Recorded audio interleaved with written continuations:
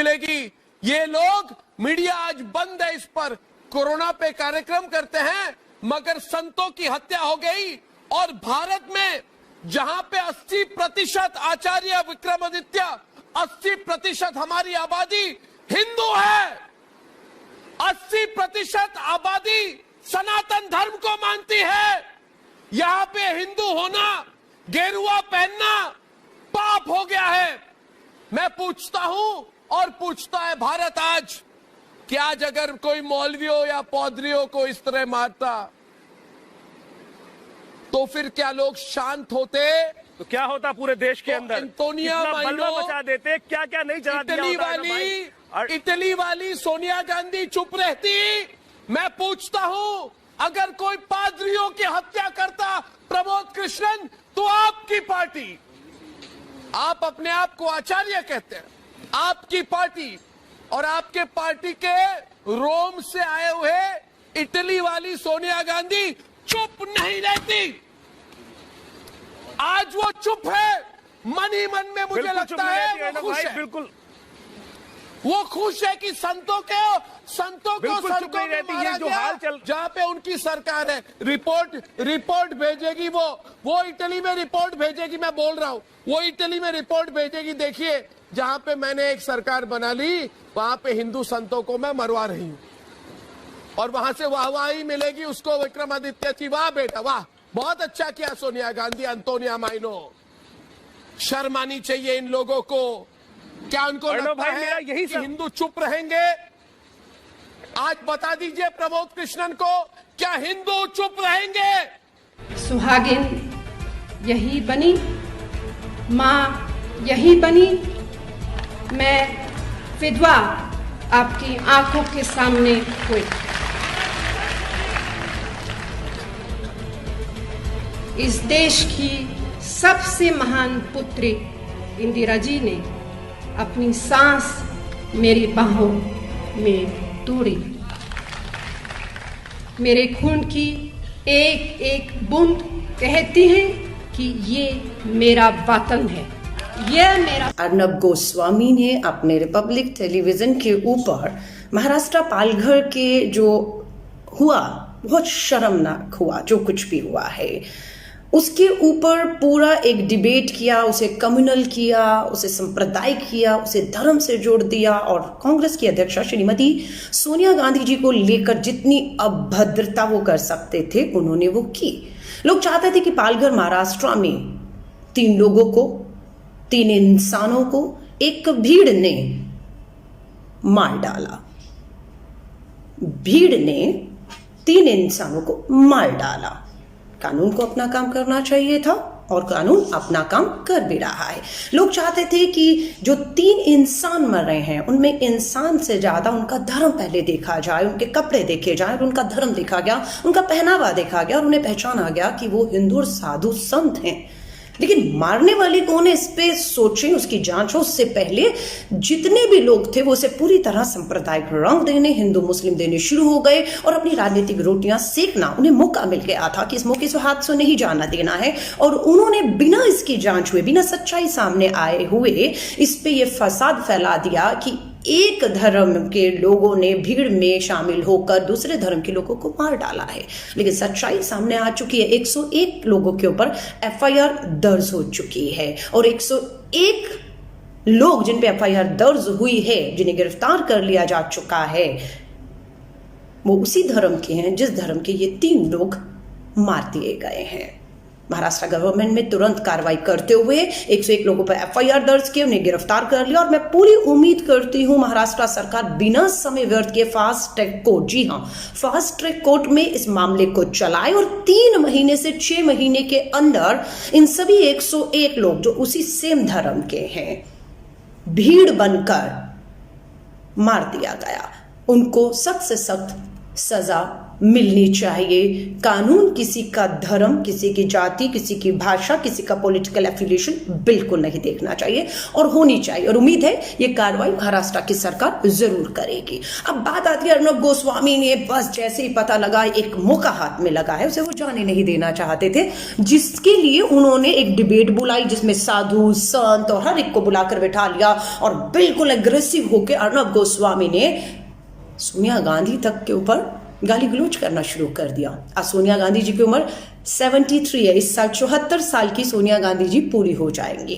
1968 आज से 53 साल पहले हिंदुस्तान की वो बहू बनकर इस देश में आई थी। एक स्पीच है उनका जो आज बहुत वायरल हो रहा है क्योंकि बात सोनिया गांधी जी के ऊपर अर्नब गोस्वामी ने उठाई है। और मैं सभी से कहूंगी, बेटी बहू बनती है और जब बेटी बहू बनकर किसी के घर जाती है तो माँ और पिता उसे बताते हैं कि जिस दरवाजे पे तेरी डोली जा रही है उसी दरवाजे से तेरी अर्थी उठनी चाहिए। अब हम सोनिया जी कभी नहीं चाहती थी कि राजीव जी हिंदुस्तान की राजनीति में कदम रखे, खास तौर से 1984 इंदिरा जी के असैसिनेशन हत्या के बाद। भाजपा में जश्न होना स्वाभाविक था, उनको लग रहा था कि उनकी राह का कांटा निकल गया है। लेकिन 1984 में इंदिरा जी के बाद राजीव जी को मनाया गया, सोनिया जी के मना करने के बावजूद, क्योंकि उन्हें चिंता थी, उनके सामने उनके इंदिरा जी ने प्राण त्यागे थे और राजीव जी की भी जान को खतरा था, उनके परिवार को खतरा था, उन्हें ऐसा लगने लगा था। लेकिन पूरी कांग्रेस ने एकजुट होकर राजीव गांधी जी को प्रधानमंत्री की शपथ दिलाई और वो 1984 इंदिरा जी के बाद देश के प्रधानमंत्री बने।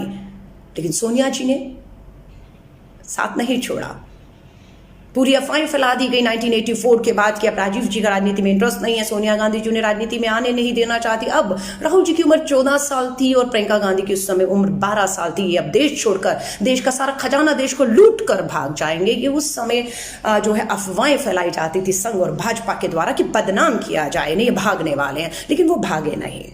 राजीव जी ने जिम्मेदारी ली, देश की बागडोर अपने हाथों में ली और उसके बाद जो किया राजीव जी ने उसे सोनिया जी को भी देखकर गर्व होने लग गया कि युवाओं में जो है 21वीं सदी की बात करना, कंप्यूटराइजेशन का दौर लाना, पंचायती राज लाना, महिलाओं के लिए आरक्षण लाना और बहुत सी क्रांतियां राजीव जी ने जब लानी शुरू की तो सोनिया गांधी जी का भी विश्वास जो है वो वापस आने लग गया और वो ताकत बनकर राजीव जी के साथ खड़ी होगी। पर कुछ ही साल में दूसरा टेन्योर मिलता, उससे पहले 1991 में राजीव जी भी इस दुनिया से चले गए। उस समय राहुल जी की उम्र लगभग 20 साल और प्रियंका जी की उम्र 18 साल रही होगी। फिर वही दोबारा अफवाहें फैलाई गई संघ भाजपा के, उनको लगा एक बार फिर उनके राह का कांटा निकल चुका है और ये कहा गया कि अब ये सोनिया गांधी अपने बच्चों को लेकर देश का खजाना लूट कर देश से भागने वाली है। फिर यह अफवाह फैलाई गई दूसरी 84 के बाद 91 में, पर ऐसा हुआ नहीं, ऐसा नहीं हुआ। ये सच्चाई है कि सोनिया गांधी जी ने इंदिरा जी और एकदम राजीव जी कुछ ही 7-8 साल के बीच में दो बड़े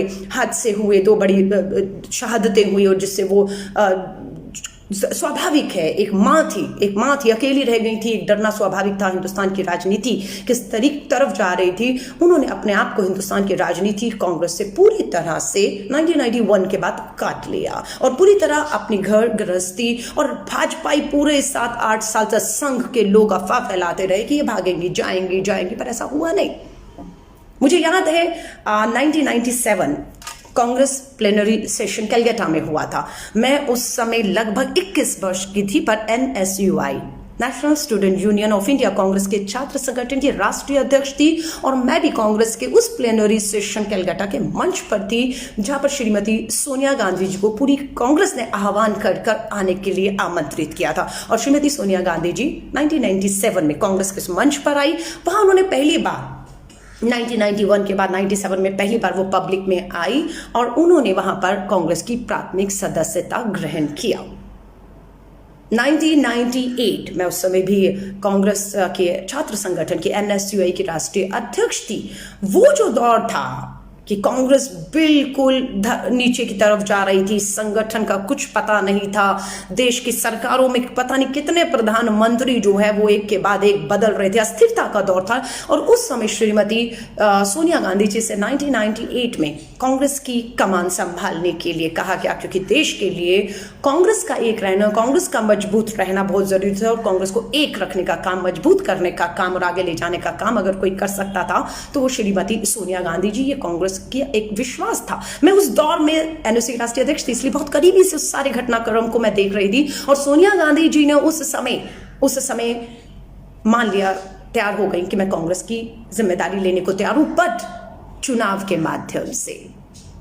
लोगों ने कहा चुनाव की जरूरत नहीं है, आप बस कांग्रेस के अध्यक्ष पद ले लीजिए, लेकिन उन्होंने चुनाव के माध्यम से कांग्रेस का पहली बार 1999 के अंदर 1998 में कांग्रेस के अध्यक्ष बनने का फैसला किया और चुनाव हुआ, कांग्रेस के भीतर चुनाव हुआ। और जतिन प्रसाद उत्तर प्रदेश के बहुत कद्दावर नेता थे कांग्रेस के, उन्होंने कांग्रेस की अध्यक्षा सोनिया गांधी जी के सामने नामांकन दाखिल किया, चुनाव हुआ कांग्रेस के अंदर और श्रीमती सोनिया गांधी जी कांग्रेस की अध्यक्ष चुनकर आई। लेकिन जतिन प्रसाद जी का क्या हुआ? सोनिया गांधी जी की एक खुली सोच का ही नतीजा था कि उन्होंने कहा जतिन प्रसाद जी, आपके पास एक लंबा अनुभव है कांग्रेस की, आपने सेवा की है, मैं चाहती हूँ कि आप उनकी मेरी टीम में रहेंगे, सोनिया गांधी जी ने कहा। और जतिन प्रसाद जी ने इसे माना और कांग्रेस की अध्यक्ष श्रीमती सोनिया गांधी जी बनी और जतेंद्र प्रसाद जी उस समय वाइस प्रेसिडेंट कांग्रेस के चुने गए। 99 का चुनाव आ गया। अब श्रीमती सोनिया गांधी जी के पास था कि आपको कांग्रेस का तो अध्यक्ष का चुनाव आपने लड़ा, चुन कर आई, आपको लोगों ने मत वोट दिया, जिताया, अब आपको देश का भी चुनाव लड़ना चाहिए। चाहे तो अपर हाउस में वो रह सकती थी राज्यसभा से, लेकिन नहीं, उन्होंने चुनाव लड़ना चुना और अमेठी से 1991 का पहला चुनाव लड़ने के लिए गई। तब क्या हुआ? क्या रास्ता आसान था सोनिया गांधी जी के लिए? नहीं, बिल्कुल आसान नहीं था। 1991 में जब उन्होंने 1999 में जब पहला चुनाव अमेठी से नामांकन दाखिल किया, तो दूसरा नामांकन उन्होंने कर्नाटका के बल्लेरी से भी फाइल किया। ये पहला चुनाव था श्रीमती सोनिया गांधी जी का। फिर संघ और भाजपा को लगा, 84 में लगा था कांटा निकल गया, नहीं निकला। 1991 में उनको लगा कि राजीव जी के जाने के बाद कांटा निकल गया, लेकिन कांटा नहीं निकल रहा था। अब सोनिया गांधी जी आ गई हैं, जो पूरी कांग्रेस को एक रखते हुए चुनाव के मैदान में खड़ी थी। श्रीमती सोनिया गांधी जी, और उस समय मैं याद करती हूँ स्वर्गीय आदरणीय श्रीमती सुषमा स्वराज जी को भाजपा और संघ ने सोनिया गांधी जी के सामने खड़ा करने के लिए अपनी सबसे कद्दावर नेता श्रीमती स्वर्गीय सुषमा स्वराज जी को चुना। सुषमा स्वराज जी को लगा अमेठी तो शायद संभव नहीं हो पाएगा क्योंकि कांग्रेस का एक गढ़ रहा है, लेकिन बल्लेरी से, कर्नाटका से उन्होंने श्रीमती सोनिया गांधी जी के सामने चुनाव लड़ने की चुनौती को स्वीकार कर लिया। और इस बात को उन्होंने कहा, अगर गूगल करेंगे, कि अगर वो चुनाव हार जाती हैं, अगर सोनिया गांधी जी चुनाव जीतती हैं और प्रधानमंत्री बन जाती हैं, उन्हें ऐसा लग रहा था, तो वो अपना सर मंडवा देंगी और वो जमीन पर सोएंगी। बहुत बड़ी घोषणा उन्होंने की थी कि अगर वो चुनाव हारी तो वो अपना सर, सुषमा स्वराज जी ने कहा, सर मंडवा देंगी और जमीन पर सोएंगी। और नतीजा क्या आया? श्रीमती सोनिया गांधी जी 1999 का अमेठी और बल्लेरी कर्नाटका का चुनाव भारी बहुमत से जीत गई और सुषमा स्वराज जी भाजपा संघ की पूरी हार वहां पर हुई। ये चुनौतियां थी।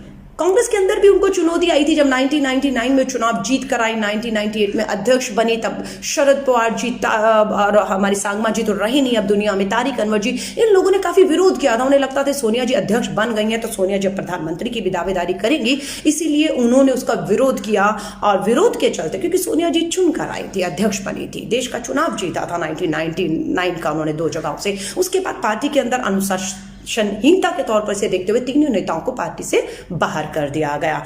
और उसके बाद सिलसिला आगे बढ़ा। 99 की आपको मैंने बात बताई कि किस तरह से वो हरा कर आई और नेता विपक्ष के तौर पर 1999 के चुनाव के बाद नेता विपक्ष के तौर पर श्रीमती सोनिया गांधी जी ने संसद के अंदर जिम्मेदारी संभाली। और 1999 के बाद अटल बिहारी वाजपेयी जी की सरकार बनी। और अटल बिहारी वाजपेयी जी का जो सोनिया गांधी जी के साथ जो संस्कारों की बात करते हैं, हिंदू रीति रिवाजों की बात करते हैं, बहू और बेटियों की बात करते हैं, अटल बिहारी वाजपेयी जी की बहुत तस्वीरें आपको सोनिया गांधी जी के साथ दिखेंगी कि कितना सम्मान करते थे वो एक महिला का, एक नेता के तौर पर। और कभी उन्होंने उनके व्यक्तिगत जीवन पर जो है उंगली शायद कभी उठाई हो। अगर आप तस्वीरें देखेंगे, एल के अडवाणी जी हों, आपके अटल बिहारी वाजपेयी जी की, सोनिया जी के साथ एक सम्मान था। लेकिन आज जितना स्तर नीचे गिर सकता है उसे गिराने की कोशिश की जा रही है, बदनाम करिए, क्योंकि कांटा एक ही दिख रहा है। तस्वीरें हैं मेरे पास, सोनिया जी की ये किताब है जिसमें अटल बिहारी वाजपेयी जी और अडवाणी जी और बड़े नेताओं के साथ सोनिया जी के कैसे संबंध रहे जब वो नेता विपक्ष थी और अटल बिहारी वाजपेयी जी देश के प्रधानमंत्री थे, कितना सम्मान था उन्हें।